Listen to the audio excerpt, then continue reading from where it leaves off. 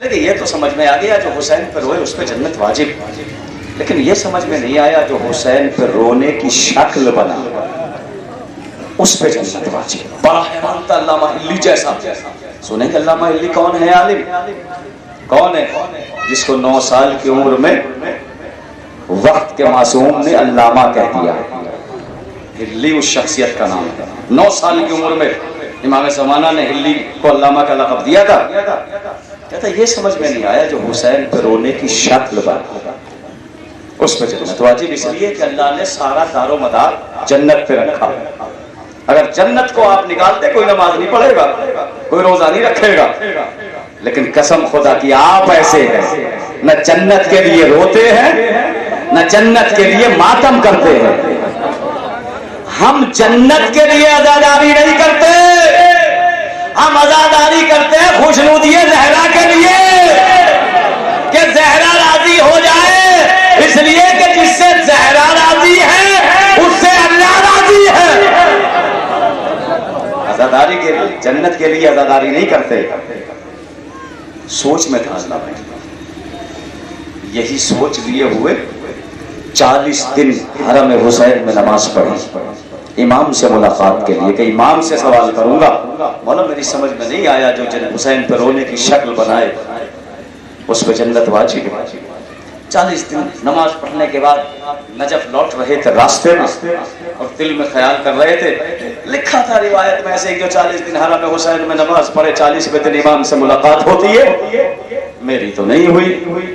ابھی یہ سوچ ہی رہا تھا، اپنی سواری پہ جا رہے تھے نجف کی طرف، برابر میں آ کے ایک سوار لگا، ہلی کے ساتھ چلنے لگا، کہنے لگا ہلی پریشان کیوں؟ کہا پریشان اس لیے ہوں کہ نبی کی مشہور و معروف حدیث من بکى علی الحسین ابکى وتباکى، جو حسین پہ روئے رونے کی شکل بنائے اس پہ جنت واجب۔ رونے والا تو ٹھیک ہے لیکن رونے کی شکل بنانا اس پہ جنت واجب سمجھ میں نہیں آیا۔ اللہ کے پاس جو کچھ ہے وہ جنت ہے، اس سے بڑی کوئی شے نہیں۔ کہا پریشان کیوں؟ کہا نہیں میری سمجھ میں نہیں آیا۔ کہاں سے آ رہے ہو؟ کہا نماز پڑھ کے آ رہا ہوں حرم حسین میں کہ امام سے ملاقات ہوئی نہیں۔ کہا چاہیے واقعہ سنو، بس جلدی ختم، واقعہ سنو۔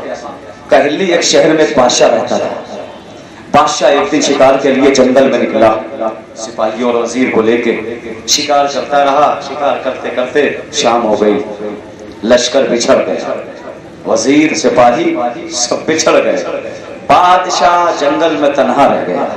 جب رات کا اندھیرا بڑھا تو سمجھ میں آیا کہیں اما لینی چاہیے، لشکر تو مجھ سے بچھڑ چکا ہے، وزیر بھی بچھڑ چکا ہے۔ سامنے دیکھا ایک چھوٹی سی جھونپڑی کی طرف بڑھا، دق الباب کیا۔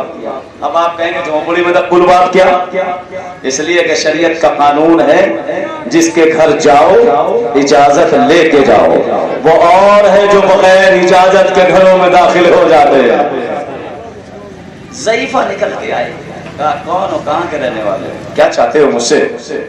کہا بات یہ ہے دیکھو میں لشکر کے ساتھ آیا تھا شکار کے لیے، میرا لشکر مجھ سے بچھڑ چکا، مجھے ایک رات کی پناہ دے دو، مجھے ایک رات کی پناہ دے دو۔ بڑھیا نے کہا ٹھیک ہے آئیے آپ تشریف لائیے۔ جھونپڑی میں بیٹھا، چند لمحے بیٹھا تھا، کہنے لگا مجھے پیاس لگی، مجھے پیاس لگی۔ بڑھیا کی زندگی کا ایک اثاثہ تھا بکری، بڑھیا نے بکری کا دودھ نکالا اور بادشاہ کو پلا دیا۔ چند لمحے اور گزرے، بادشاہ کہنے لگا ضعیفہ مجھے بھوک بھی لگی۔ بڑھیا نے کہا دیکھو میرے پاس کچھ کھانے کی غذا تو نہیں ہے، یہ ایک بکری، چلے میں تو مسافر ہے میں تیرے لیے بکری کو ذبح کر کے اور بکری کا گوشت بھون کے تجھے کھلا دے۔ بکری کو ذبح کیا گیا، گوشت بھونا گیا، بادشاہ کو کھلایا گیا، بادشاہ سو گیا۔ صبح جب اٹھ کے چلا تو ضعیفہ سے کہتا ہے اگر زندگی میں کوئی ضرورت پڑے تو میرے ملک چلی آ۔ دن گزرتے رہے، شوہر باہر سے آیا ضعیفہ کا، کہنے لگا بکری کہاں ہے؟ کہا ایک غریب مسافر آیا تھا اس کو کھلا دیا، بھوکا تھا۔ کہا وہ تو میری زندگی کا اثاثہ تھا، اس کے علاوہ تو میرے پاس کوئی شے ہے ہی نہیں۔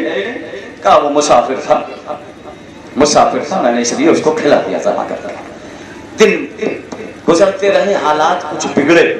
جب حالات بگڑے تو ضعیفہ نے شوہر کو بلا کے کہا وہ بادشاہ جو آیا تھا ہمارے یہاں رکا تھا رات کو، اس نے کہا تھا جب پریشانی ہو تو آ جانا میرے پاس، چلو اس کے ملک چلو۔ پہنچے دونوں، دروازے پہ پہنچے، دربار لگا ہوا تھا، اندر جانا چاہا، سپاہیوں نے روک لیا۔ کہاں جا رہے ہو؟ کہا بادشاہ سے ملنے کے لیے۔ کہا نہیں ایسے نہیں جا سکتے بغیر اجازت کے۔ کہا جا بادشاہ سے ہمارا پیغام پہنچا دے۔ کہا کون ہو؟ کہا بس یہ بتا دینا جس کے گھر تو جھونپڑی میں رات کو رکا تھا وہی ضعیفہ آئی۔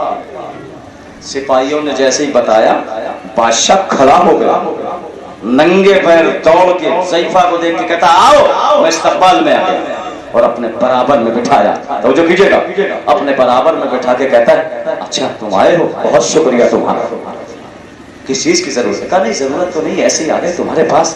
وزیر کو بلایا اور بلا کے کہا جتنا مال و زر یہ چاہے اس کو دے دو، میری حکومت میں جتنا مال و زر ہے سب اسے دے دو۔ سب دے دیا وزیر نے۔ اس کے بعد بادشاہ نے پھر وزیر کو بلایا، کہا ایک کام کرو آدھی سلطنت دے دو اس کو۔ کیا کہا؟ آدھی سلطنت میری اس ضعیفہ کو دے دو، آدھی سلطنت بھی دے دو۔ اس کے بعد بادشاہ کہتا ہے بڑھیا کے سامنے ہاتھوں کو جوڑ، کہا میں تیرا حق تو نہیں ادا کر پایا۔ آنکھوں میں آنسو آ گئے۔ وزیر کو بلا کے کہتا میری پوری سلطنت اسے دے۔ کہ پوری سلطنت دے دی گئی تو وزیر اور سپاہیوں نے ہاتھوں کو جوڑ کے کہا بادشاہ ایسا کون سا کام کیا تھا تیرے ساتھ احسان اس نے جو پوری حکومت دینے کے بعد بھی تو کہتا ہے میں نے حق ادا نہیں کیا؟ کہا اس نے میرے ساتھ بہت بڑا احسان کیا۔ کہا کیا کیا تھا بتاؤ تو ذرا۔ کہا جب میں ایک رات مجھے پناہ کی ضرورت تھی پر مجھے بھوک لگی ہوئی تھی، اس کی زندگی کا ایک اثاثہ اس کے پاس تھا بکری، اس نے بکری کو ذبح کر کے مجھے کھانا کھلایا۔ ایک زندگی کا اثاثہ تھا بکری، اب اس کا حق یہ ہے کہ میرے پاس جو کچھ ہے میں وہ دے دوں، تب بھی اس کا حق ادا نہیں کر پایا۔ جو ایک بکری دے رہا ہے خدا میں، بادشاہ ساری دولت دے کے اس کا حق ادا نہیں کر پاتا۔ جو پورا گھر کا گھر رہا ہے خدا میں لٹانے، وہ اللہ حسین کو کیا دے سکتا؟ حسین نے کہا عباس کی شان، یہ علی اکبر کا